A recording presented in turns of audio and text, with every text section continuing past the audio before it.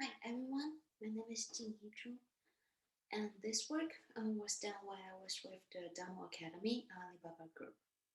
I'm happy to present here in the section of optimization and algorithm today at the Conference of Mathematical and Scientific Machine Learning.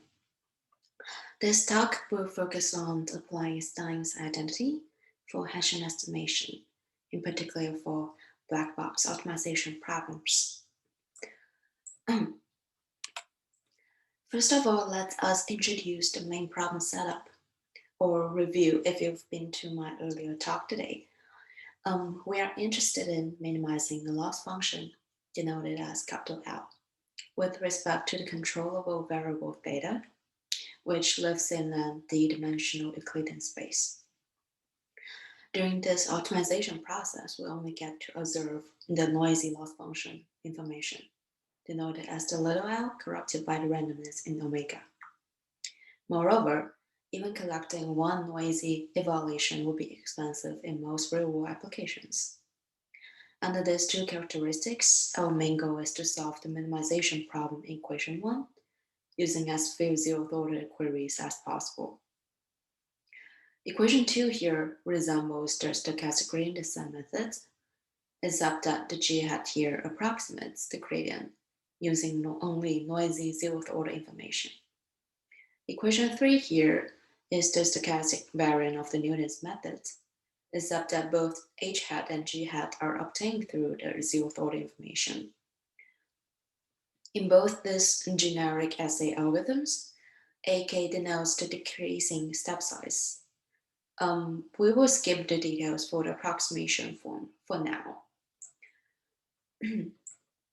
Before we dive into how to use Stein's identity for Hessian approximation, let us briefly mention why we care about approximating the second-order information in black box problems. First of all, know that all the stochastic approximation algorithms, including both first-order and second-order ones, stems from the localized model in equation 4, which is a second Taylor approximation of the underlying loss function within a region that's centered around the current estimate. Letting the curvature matrix being a scalar matrix would inspire us to propose the first-order methods. On the contrary, letting it to be the Hessian matrix inspire us to further pursue the second-order method. Currently, the first-order methods still dominate the second-order methods, largely due to these two reasons. One is the model trust region issue, and the other one is the computational cost issue. The trust region issue is less of a problem for the first-order methods because the curvature matrix imposed for first-order methods, basically the localized model for that one is already very, very conservative, as we are requesting that the L2 here should upper bounds the spectral norm of the Hessian information around this region. Okay, so given this conservative localized model, we typically enforce extremely small updates in our first order methods, which, by the way, is also the disadvantage of the first order methods, as it only nudges towards the optimizer and takes lots and lots of iteration for us to converge. As for the second order methods, this issue can be handled by the damping technique proposed by the Leeuwenberg-Marquardt, which requires estimating the smallest eigenvalue of the Hessian approximation. Of course, due to the noisy evaluations, it is possible to obtain an infinite or even negative definite estimation for the Hessian. So the damping step may incur expensive costs in estimate in computing the smallest eigenvalues. But there are many ways to get around this if we try to be clever in some way. As for the computational cost, researchers are imposing low-rank, diagonal, or other structures on the curvature matrix so as to store, compute, and invert the curvature matrix conveniently.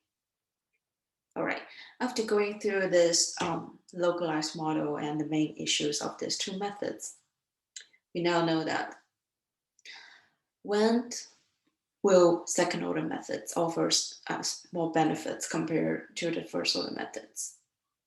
First and foremost, the estimates enjoy faster convergence rate when the estimate is close to the optimal point, essentially the minimizer of the loss function. On the contrary, as we mentioned before, the first order method is based on a very conservative localized model, and which enforces that we can only use very small step size for first order method theory. And therefore, first order methods suffers from slow convergence in later iteration, even though we may observe a sharp decline during early iteration. Second, the second order method helps us to eliminate the need to tuning some, but even though not all hyperparameters. This would be very helpful for us if in the case of hyperparameter tuning. The third is that the localized curvature exploitation, which is also known as preconditioning, can help us mitigate the air conditioning effect. Last but not least, this method enables the theta estimates to remain intact under the linear mappings, which is the same as the Newton's methods in deterministic optimization realm. All right, after explaining why we care about the Hessian estimation in black box optimization problems, let us review some prior works on Hessian estimation here. This area can be traced back to Fabian's work, which was done in the 70s. Fabian requires an order dimension square zeroth order queries per iteration to be collected so as to construct one single Hessian estimate, which is quite expensive as the dimension goes up. Later, Spall proposes second order SPSA, which costs 4 queries per iteration. And subsequently, Prashant proposes a similar form, which costs 3 queries, but it involves multiple contrived constants, and honestly is not very much mnemonics friendly.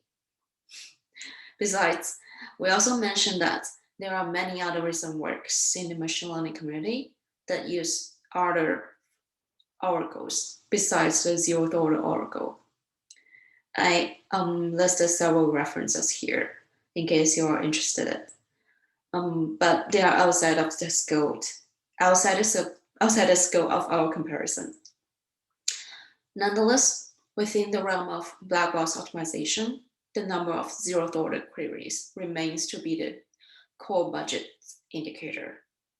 Or you can put it equivalently as saying, given a certain budget of zeroth order queries, what is the accuracy that you can achieve?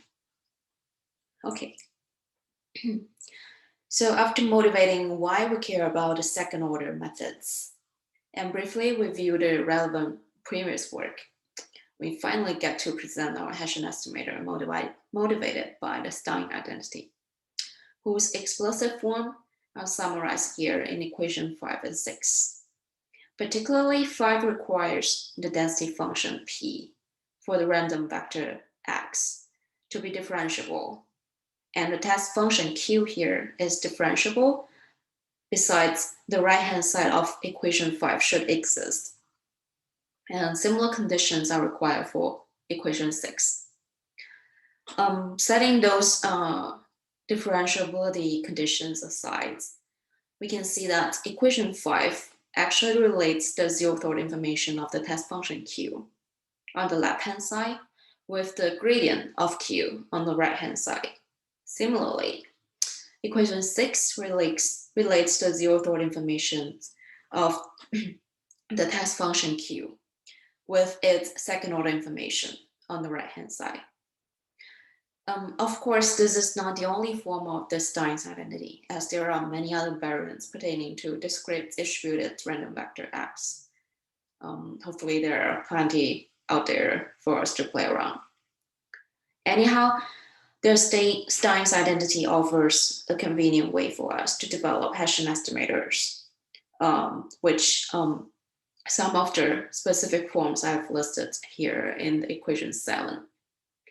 Particularly, 7a cost 1 zeroth-order queries, B and C cost 2 queries, and D cost 3 queries. Note that this elegant form in equation 7 requires that the random perturbation use of K to be multivariate standard normally distributed. This is just one special case of the Stein's identity to be applied in here. Okay, let us summarize the difference and connection between our estimator and 2-SPSA. First of all, on the basis of the same convergence rate, our estimator requires 3 zeroth-order queries, whereas 2-SPSA requires 4. Besides, our method requires generating only 1 perturbation vectors and tuning 1 differencing magnitude, whereas 2-SPSA requires generating 2 perturbation vectors and tuning 2 differencing magnitudes. As mentioned before, the core budget indicator in black box optimization problems is the zeroth-order queries, let alone the reduced Monte Carlo simulations. Our method excels 2-SPSA in terms of using less zeroth-order queries to achieve the same amount of accuracy. Wonderful, right? Second, our estimator is symmetric by construction, whereas 2-SPSA requires an extra step to manually symmetrize their estimates. Convenient, right? Third, the conditions on the function's smoothness is relaxed in some way, which is more convenient for us too. Fourth, the proof here, well, in the paper, not here, sorry, is greatly simplified. I should mention that if we follow the proof in 2-SPSA, we would not be able to achieve the fastest convergence rate. And this is achieved thanks to the Steins identity. Last but not least, the smoothing scheme in 2-SPSA is also generalized in the paper. Okay, here we experiment on the scale quarter function, which is a synthetic example, of course, to illustrate that our method can achieve the same accuracy using less zeroth-order queries. During the implementation, both algorithms use 12 zeroth-order queries per iteration so that the query complexity aligns with the iteration complexity. We shall see in the figure that our algorithm is more query efficient than 2-SPSA in terms of the retainable accuracy using the same zeroth-order queries. To complement this synthetic example, we also offer a real data example. This example is taken from a recent paper, which is to classify a data set named phishing. Again, we make sure that the query complexity aligns with the iteration complexity. The figure here shows that the convergence of our algorithm and 2-SPSA on the black box binary classification problem. Still, we see that our algorithm is more query efficient than 2-SPSA in terms of the attainable accuracy using the same amount of zeroth-order queries. Okay, lastly, let us summarize this work.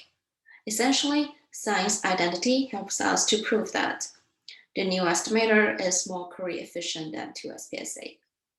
Besides, it also reduced their Monte Carlo simulation burden and help us to tune less hyperparameters. Some possible future work include generalizing the black box optimization setup to the scenario where we can collect noisy first order information and other possible distributions for the random perturbation, as there are many variants of Stein's identity out there. Okay, that will be all for the talk today. Feel free to email me later if you have questions. And here are some references if you are interested in it. Okay, thank you for your attention today.